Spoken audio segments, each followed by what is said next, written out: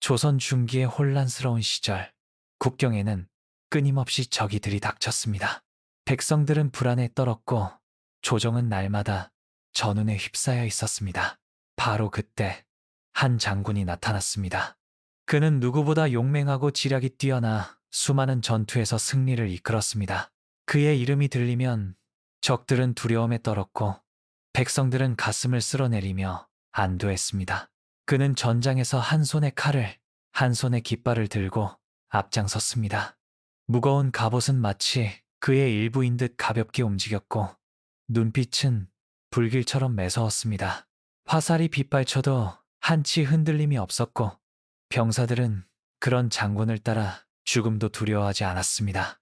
장군께서 앞장서시니 우리는 반드시 승리하리라. 병사들의 함성은 천지를 울렸고 그 소리 속에서 장군은 더욱 단단히 칼을 쥐었습니다. 전투에서 승리를 거두고 돌아올 때면 마을 사람들은 길가에 나와 그를 맞이했습니다.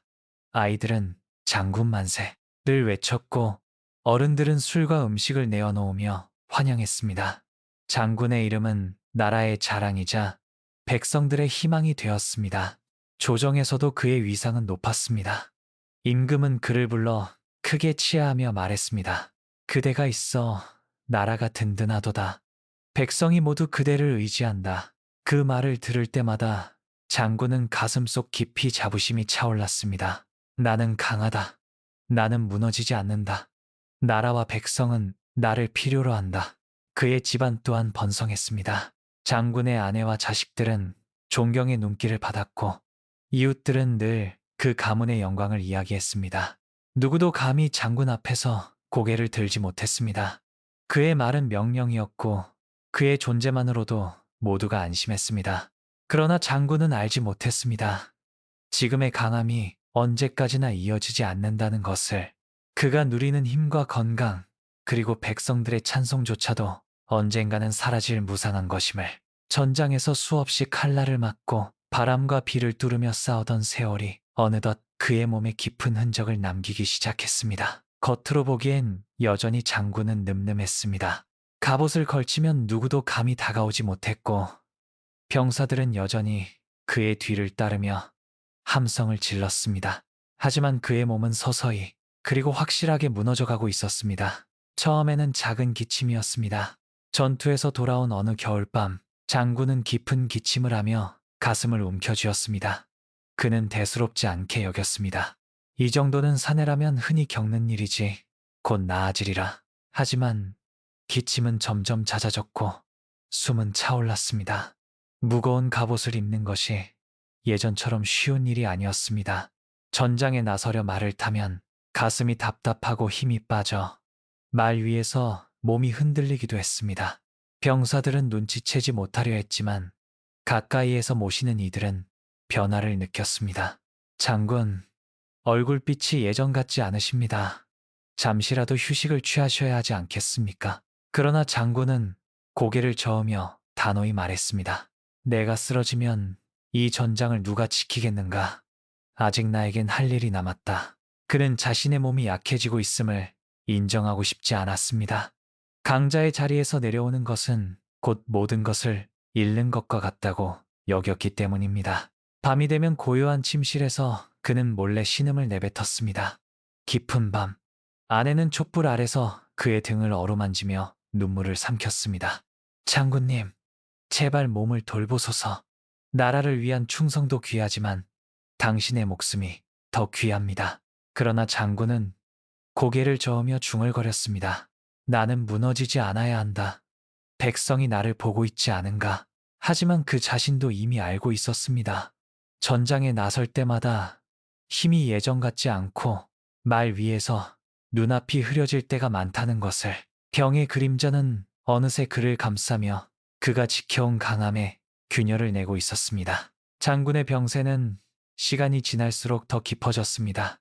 예전 같으면 아침이 밝자마자 갑옷을 입고 병사들 앞에 섰지만 이제는 일어나 앉는 것조차 쉽지 않았습니다. 무거운 갑옷은 그의 어깨를 짓누르는 쇠사슬 같았고 칼을 쥔 손은 예전의 힘을 잃어 떨리기 시작했습니다. 봄이 되어 다시 전운이 감돌던 어느 날 병사들이 장군에게 나서 달라 애원했습니다. 장군님, 적이 국경을 위협하고 있습니다.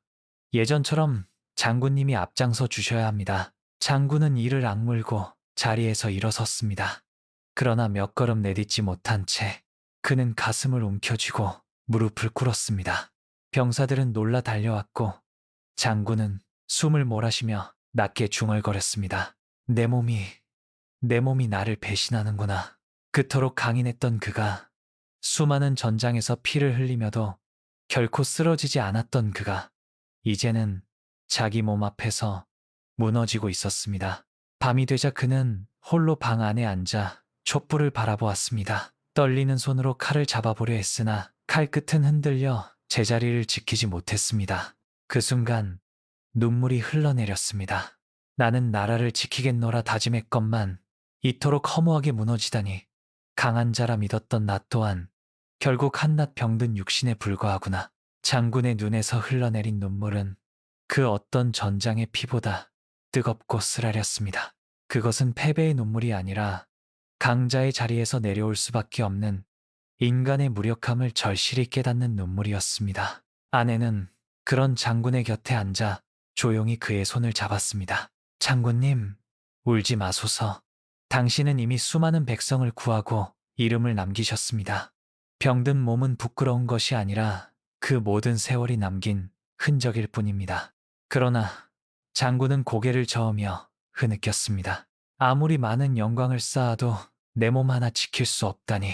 강함이라 믿었던 것이 얼마나 덧없는 것이었는지 이제야 알겠구나. 그의 눈물은 단순한 슬픔이 아니었습니다. 그것은 모든 강함조차도 결국 무너지고 권세와 명예, 건강과 체력마저도 영원하지 않다는 진실을 깨닫는 순간이었습니다. 장군은 이제 더 이상 전장에 나설 수 없었습니다. 병사들은 여전히 그를 존경했지만 그의 자리는 젊은 장수에게 조금씩 넘어가고 있었습니다. 장군은 병든 몸을 이끌고 누워 지내는 시간이 늘어났고 창밖으로 스치는 계절의 흐름만이 그의 곁을 지켰습니다. 어느 날 장군은 병약한 몸을 일으켜 겨우 마당으로 나섰습니다. 봄바람은 여전히 부드럽게 불었고 아이들은 마을에서 뛰놀며 웃음을 터뜨렸습니다. 그는 그 모습을 보며 쓸쓸한 미소를 지었습니다. 내 칼이 백성을 지켜줄 때 나는 강하다고 믿었지. 그러나 이제는 내 몸 하나도 추스를 수 없구나.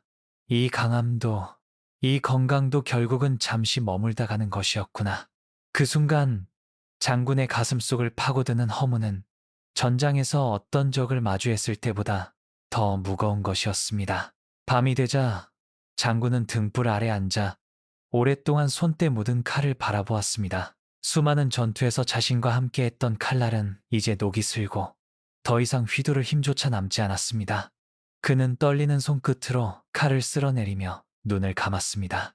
이 칼도, 이 몸도, 이 이름도 결국은 흩어지고 사라지겠지. 내가 강하다 믿었던 모든 것이 덧없었구나. 장군은 그제야 비로소 깨달았습니다. 전장에서 쌓은 영광도, 백성들의 환호도, 조정에서의 명예도, 그 무엇도 영원하지 않다는 것을.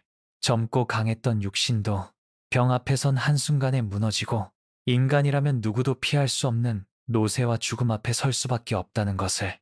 그의 눈가에 다시 눈물이 고였습니다. 그러나 이번 눈물은 절망에서 흘러내린 것이 아니라 진실을 마주한 뒤에 깊은 깨달음에서 흘러내린 눈물이었습니다. 그는 속으로 조용히 중얼거렸습니다. 이제야 알겠구나. 강함이 영원한 것이 아님을, 건강 또한 무상하다는 것을. 장군이 병든 몸을 붙잡고 눈물을 흘리던 그 순간 그는 비로소 부처님의 말씀을 떠올릴 수 있었습니다. 부처님께서는 오래전 이렇게 말씀하셨습니다. 몸은 흙과 물, 바람과 불이 잠시 모여 이룬 것일 뿐 언젠가는 흩어지게 마련이다. 젊음도 힘도 건강도 모두 무상하다. 젊었을 때 장군은 자신의 힘을 의지했습니다. 누구보다 단단한 몸, 누구보다 강한 팔, 누구보다 용맹한 기계. 그것이 마치 영원할 것이라 믿었고 자신을 지탱해 줄 것이라 여겼습니다. 그러나 병이 찾아오자 그는 깨달았습니다. 강함이란 모래성처럼 쉽게 무너지고 건강이란 바람에 흔들리는 촛불과 같다는 것을 부처님은 또 이렇게 가르치셨습니다. 몸에 집착하면 괴로움이 따른다. 그러나 몸이 무상함을 알면 병과 늙음 속에서도 마음은 자유로울 수 있다. 장군이 흘린 눈물은 단순히 힘을 잃은 슬픔이 아니었습니다. 그것은 집착이 무너지는 순간 흘린 눈물이었습니다. 더 이상 강함을 붙잡을 수 없음을 인정했을 때 그는 비로소 힘과 건강조차 잠시 빌려 쓰는 인연에 불과하다는 진실을 보게 된 것입니다. 젊음은 꽃과 같아 필 때는 아름답지만 반드시 시듭니다. 건강은 맑은 샘물 같아 흐를 땐 맑고 청량하지만 언젠가는 마르기도 합니다. 힘은 쇠와 같아 단단해 보이지만 세월 앞에선 녹슬어 갑니다. 이것이 바로 무상이며 부처님께서 말씀하신 삶의 본질입니다. 그러나 무상함을 바로 볼 때 우리는 오히려 자유로워집니다. 젊음과 건강이 영원하지 않음을 알면 지금의 순간을 더 귀하게 여기게 됩니다. 내일 잃을까 불안해하기보다 오늘 누릴 수 있음에 감사하게 됩니다. 부처님께서 가르치신 것은 바로 이것이었습니다. 사라질 것을 두려워 말고 머무는 동안 감사하라. 그것이 무상을 아는 이의 삶이다. 조선시대의 장군이 병들어 무너지는 순간을 맞이했던 것처럼 오늘을 사는 우리도 크게 다르지 않습니다. 단지 전장의 칼과 갑옷 대신 우리는 젊음과 건강을 붙잡으며 그것이 오래가리라 믿을 뿐입니다. 현대의 사람들은 젊음을 유지하기 위해 수많은 노력을 기울입니다. 피부를 가꾸고 몸을 단련하며 건강보조제를 챙깁니다. 병원과 약, 운동과 식단 관리가 일상이 되었고 누군가는 젊음을 되찾기 위해 수술까지 감행합니다. 그러나 그 모든 노력에도 불구하고 세월은 조금씩 몸에 흔적을 남깁니다. 머리카락은 휘어지고 눈은 침침해지고 한때 아무렇지 않게 오르던 계단이 이제는 숨을 가쁘게 만듭니다. 예전 같으면 하루 종일 일하고도 끄떡없던 체력도 이제는 금세 지쳐버립니다. 우리는 그때마다 충격을 받고 두려움에 사로잡히곤 합니다. 부처님은 이미 이 길을 말씀하셨습니다. 젊음은 반드시 늙음으로 바뀌고 건강은 병으로 변하며 삶은 결국 죽음으로 향한다. 문제는 변화를 막을 수 없음에도 우리는 마치 영원할 것처럼 붙잡으려 애쓴다는 데 있습니다. 더 젊게, 더 건강하게, 더 오래 살고 싶다는 집착이 오히려 우리를 괴롭게 합니다. 그러나 무상을 인정하면 마음은 달라집니다. 오늘 아침 건강히 눈을 떴다는 사실에 감사할 수 있고 여전히 걸을 수 있고 말할 수 있고 사랑하는 이와 웃을 수 있다는 것만으로도 삶이 충만해집니다. 건강은 영원히 지킬 수 있는 것이 아니라 잠시 머무는 인연이라는 것을 받아들일 때 우리는 훨씬 더 가벼워질 수 있습니다. 현대의 우리는 장군처럼 강해야만 한다는 착각 속에서 살아갑니다. 하지만 진정한 강함은 무너짐을 거부하는 데 있지 않고 무너짐을 담담히 받아들이는 데 있습니다. 젊음과 건강이 변하더라도 그것을 두려워하지 않고 순간의 소중함을 누리는 것. 그것이 현대인이 배워야 할 지혜입니다. 병든 장군이 흘린 눈물은 우리 모두에게 깊은 울림을 남깁니다. 강해 보이던 그도 결국 병 앞에서 무너졌듯 젊음과 건강을 붙잡으려 애쓰는 우리 역시 언젠가 그 한계를 마주하게 됩니다. 중요한 것은 무너짐을 두려워하는 것이 아니라 무너짐 속에서 진실을 바라보는 용기를 갖는 것입니다. 여러분, 스스로에게 물어보면 어떨까요? 나는 내 몸과 건강에 얼마나 집착하고 있는가? 혹시 젊음이 사라지고 힘이 줄어드는 것을 두려움으로만 보고 있지는 않은가? 오늘 누릴 수 있는 작은 건강마저 잊고 불평만 하고 있지는 않은가? 이 질문은 우리를 현재로 이끌어줍니다. 부처님은 말씀하셨습니다. 건강 또한 무상하다. 그러나 무상을 아는 이는 병과 늙음 속에서도 평온하다. 이 말씀은 우리에게 두 가지 지혜를 줍니다. 첫째, 건강과 젊음은 언젠가 사라질 것이니 집착하지 말라는 것. 둘째, 사라지기 전의 순간을 더 귀하게 여기라는 것. 오늘 하루 작은 다짐을 해봅시다. 나는 지금 내 몸이 누릴 수 있는 건강에 감사하겠습니다. 젊음이 사라지고 힘이 줄어드는 것을 두려워하지 않고 무상의 이치를 기억하며 순간을 소중히 살겠습니다. 이 다짐 하나가 여러분의 삶을 가볍게 하고 병과 늙음 속에서도 평온을 지켜주는 힘이 될 것입니다.